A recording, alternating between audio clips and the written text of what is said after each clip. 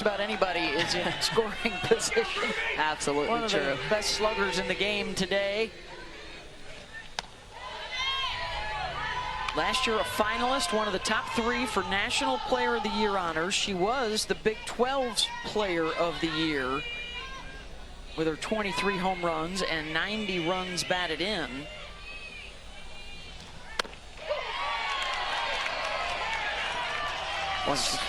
Really has that split stance. His feet really far apart. 24 two-out RBIs this year, right down the line. Gloved by Edwards, fires across the diamond, and Atwood will beat it out. And Edwards comes up limping down at third base. Infield hit for Reese. And that'll put Mia Scott down at second.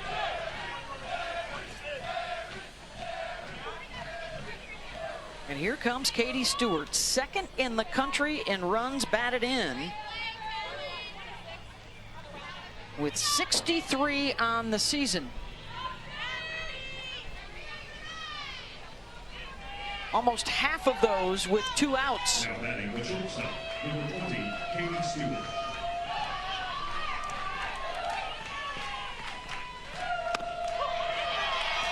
That's in for a strike from Malin. When you really start to dissect this Texas team, first 4 hitters all over 400. Katie Stewart still coming in at 343, protecting Reese. Just so many of them that can do damage. Missed that one low and away, 1-1.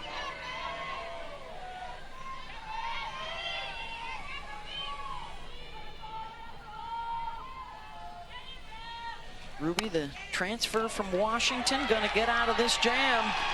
Knocked down by Godwin at first, a couple left on for Texas. Oklahoma State picking up the bats when we come back. Situation for her to be in. They've been relying a lot on Cavan, Tegan Cavan, their ace, but I like this start. I think this is a good opportunity for Citlali Gutierrez. Talon Edwards will step in to open things up for Oklahoma State. And the starting lineup for the Cowgirls features Amanda Hassler. 3 home runs in her last 4 hits. She had a pair in the clinching win over UCF this past weekend to take the series. Kenny Gajewski's club, things haven't gone as they had hoped in the regular season, but now trying to build a little momentum heading into the postseason, where they have been at the Women's College World Series the last 5 years, including a trip to the national finals in 2022. You mentioned Citlali Gutierrez, Michelle, 8-0 this year, 4 of them as a starter, 4 wins as a reliever.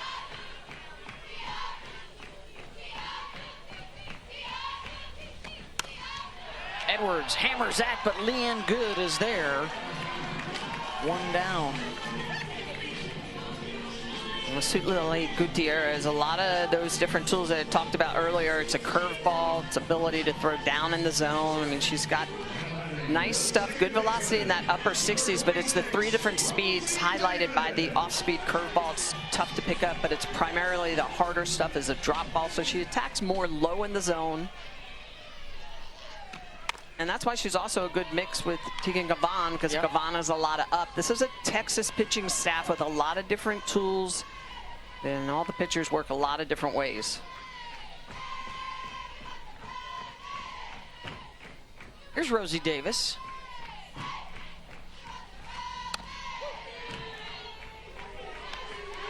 Sophomore from Readyville, Tennessee, has been on base in 18 straight games. There you see the defense in that infield. Some changes tonight. Katie Simmons at first, Leanne Good at second. Katie Stewart gets her 2nd start at shortstop, primarily in the outfield, although she's played 5 different spots in her first 2 years at Texas. And usual second baseman Katie Bennett gets the start out in left field. Ground ball to Mia Scott. She's their rock at third base. 2 down. This is a very versatile Texas team. A lot of talent, can do a lot of different things.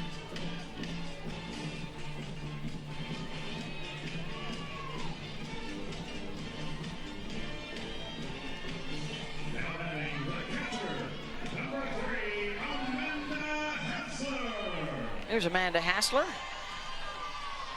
Transferred from NC State. Fouls one back. Almost into our booth. Out of Avon, Connecticut. They were the preseason favorites to win the Big 12, but just a 500 mark in league play. They're in 6th place. So a regular season title likely out of reach, but certainly a Big 10 tournament title and beyond is what they're shooting for. Or Big 12, excuse me.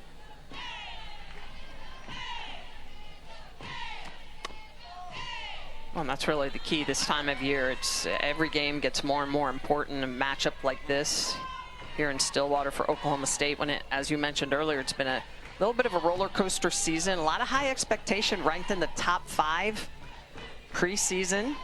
Picked to win, as you mentioned, the Big 12, but I think right now you just got to focus on winning every pitch. And you get into those tournaments, you got to win the tournaments, and then you jump into that postseason. There you see over the last 4 years, quite often just behind OU and Texas.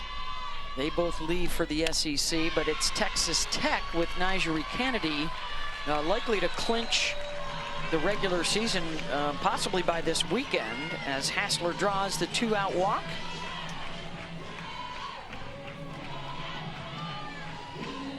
Of course, in the SEC for Texas, they are tied with Oklahoma for second place, a half a game behind Texas A&M, with that 3-game series with OU looming in a couple of days.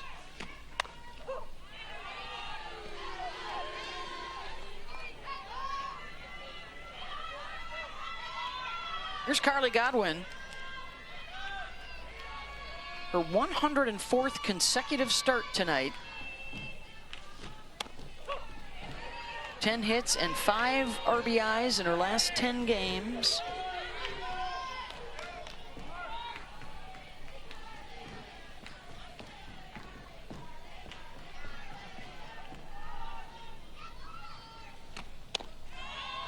Godwin, one of those hitters that can change a game. And Sitlali knows it's been a heavy dose of off-speed curveball, so the outer half of the plate. Trying to make her stay back, get her off balance. And then use some effective velocity and come hard inside, down with that drop ball.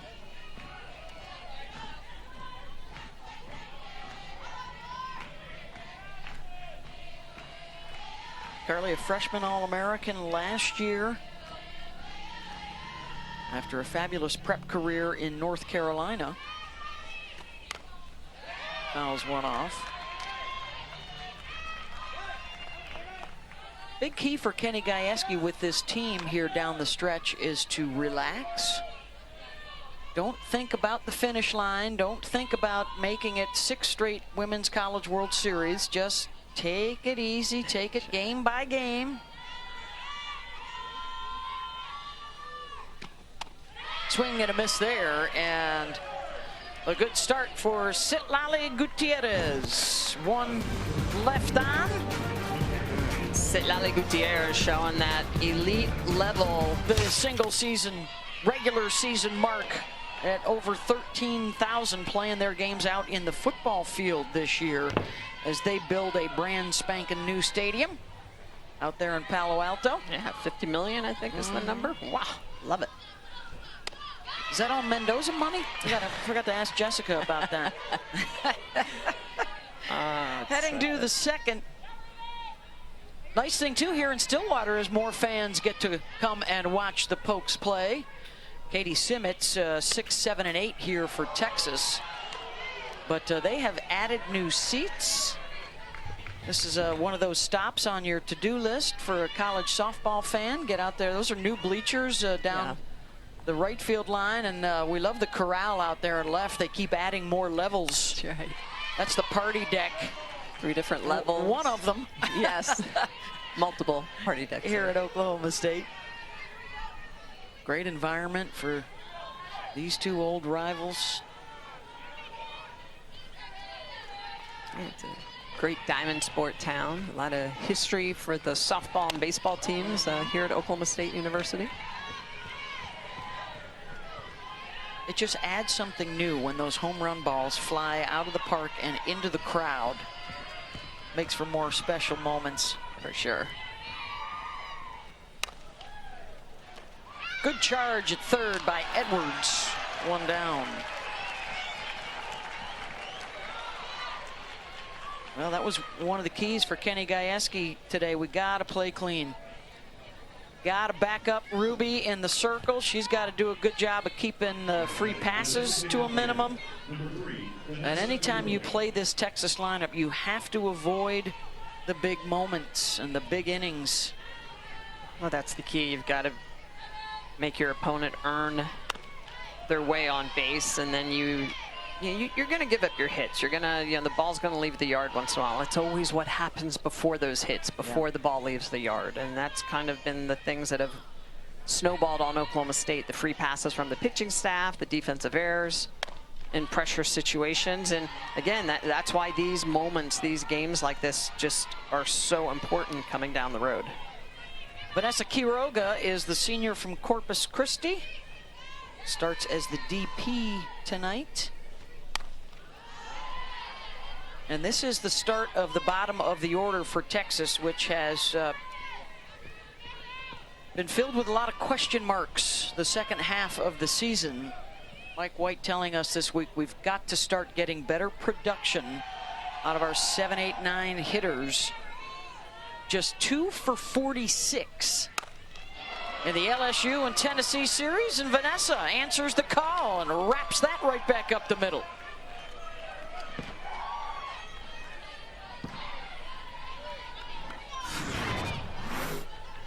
Quiroga puts the silencer on me, Smitty. Yeah, this is a pitch that's on the inner half, a drop ball that's just up a little bit, and it just gets whacked right back up the middle, right past Ruby. You can see can't get that glove on it.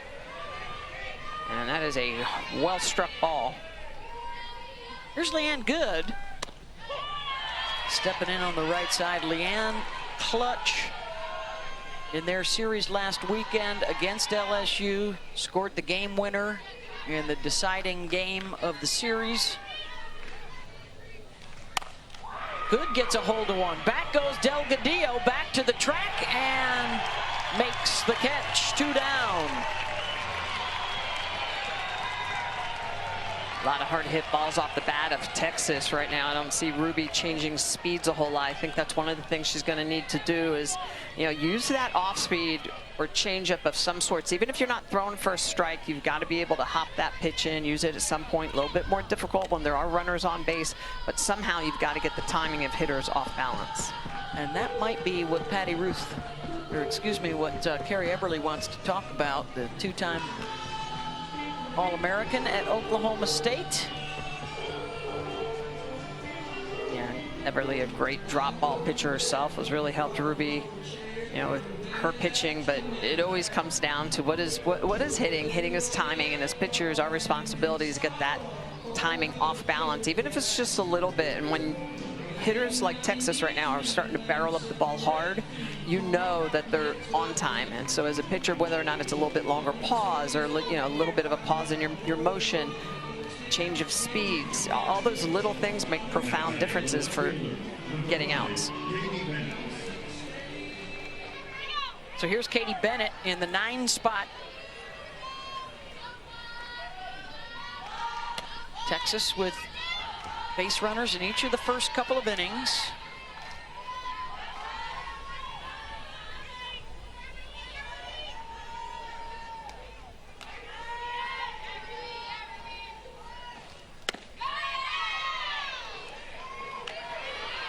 Katie, 283 on the season.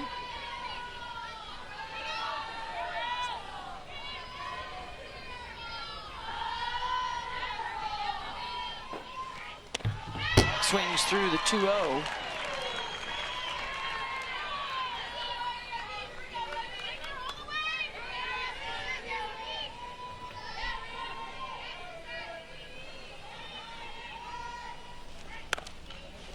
Ground ball backhanded by Bloodworth, throws over to first in time, and the side is retired. So another stranded by Texas, scoreless early in Stillwater.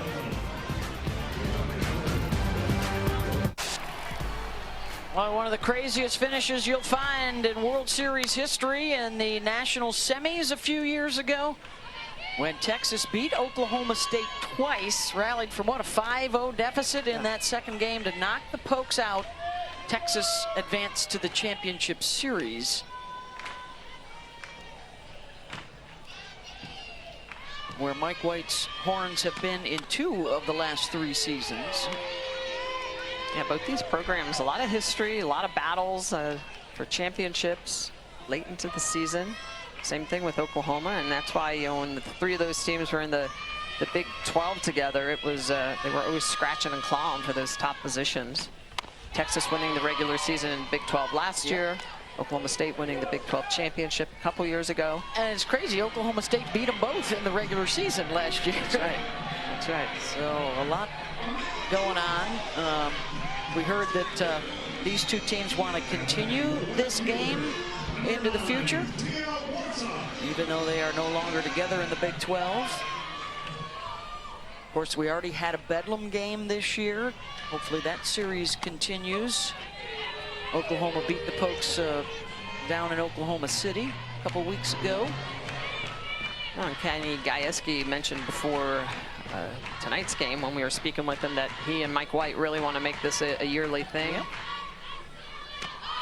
Next year, Oklahoma State will travel down to Austin and pay a visit before they go to play Baylor on the road. And I think it's great. These are the type of historical matchups that need to continue for our game.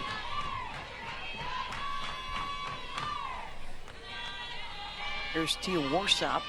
Back-to-back strikeouts now for Gutierrez.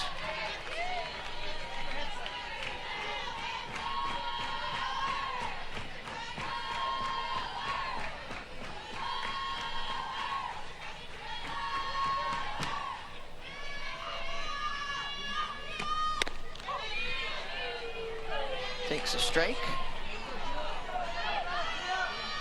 Gutierrez with that great spin, really good snap and release. Not afraid to throw inside to left-handed hitters. 2-2. And the count goes full.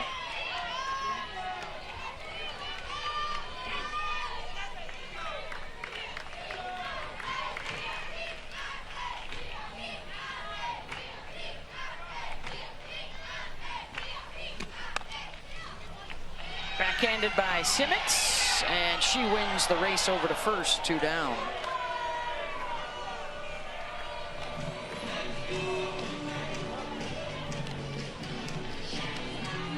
We'll bring up Megan Delgadillo, the active leader in the country in games played, in hits, and stolen bases. Number 37, Megan Delgadillo.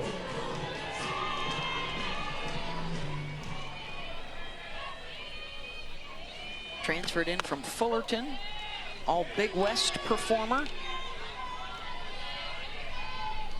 Still trying to figure some things late against a little stiffer competition.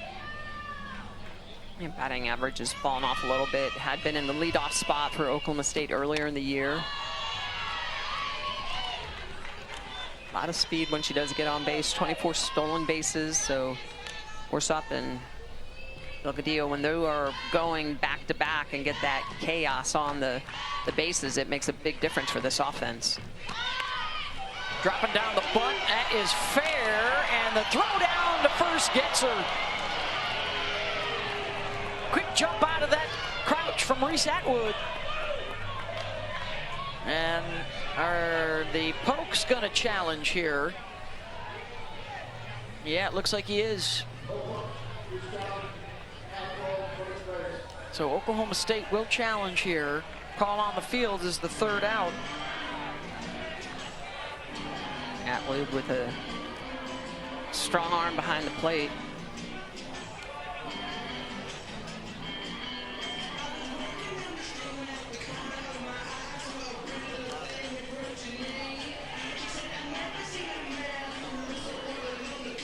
It's Vanessa Shippey Fletcher, a former state great, over there coaching first.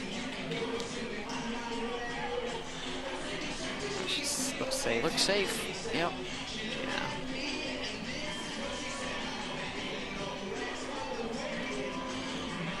Well, that's Leanne good. You can see the way the throw's coming in. There's no real stretch to the ball, so that gives Delgadillo a little bit more time to get down the line.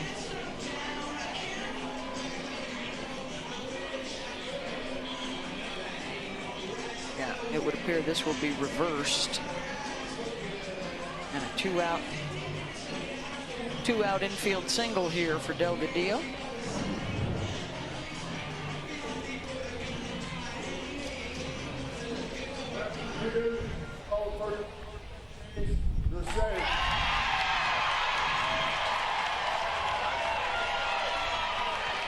Second base runner of the night now for Oklahoma State. Both times coming with 2 outs. Here's the number 8 hitter, Lexi McDonald, making her 5th consecutive start out in right field for the Cowgirls. All right, so Delgadillo's got speed to burn. She led the country last year in stolen bases. The career leader in the Big West from her days at Fullerton. This season, 24 of 30.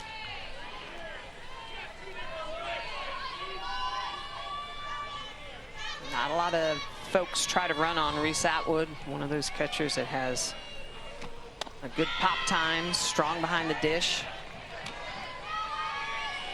Just 6 runners have tried to steal off her. It's not a lot. That's it. That's it. Not risking it for the biscuit. No.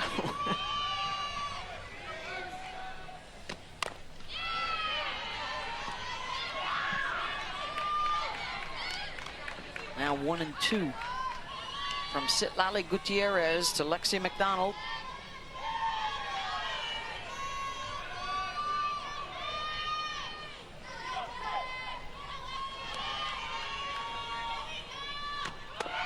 Runner goes, Atwood's throw down, and sliding in safe is Delgadillo. I think Katie Stewart thinks that she got her. And I wonder if they're gonna. They immediately looked to the dugout and said, we need to challenge. Remember, this is Katie Stewart, just her 2nd start at short. And, oh yeah, it looks like she's out because I don't think the foot hit the base. No, I think she was sliding by and grabbed it with the arm. Yeah. So that will be reversed, it appears, to a caught stealing.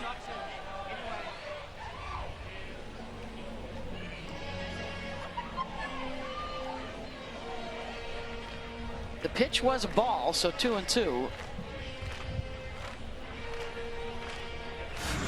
And now the Pokes and the Longhorns having a powwow out there at second base.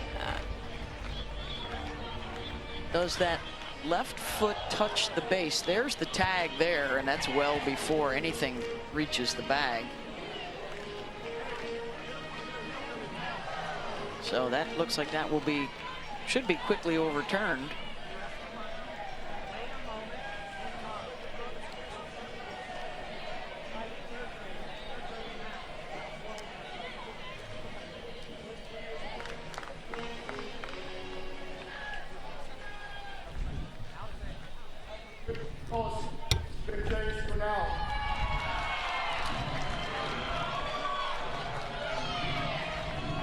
So Atwood throws out Delgadillo to end the inning. Scoreless in Stillwater.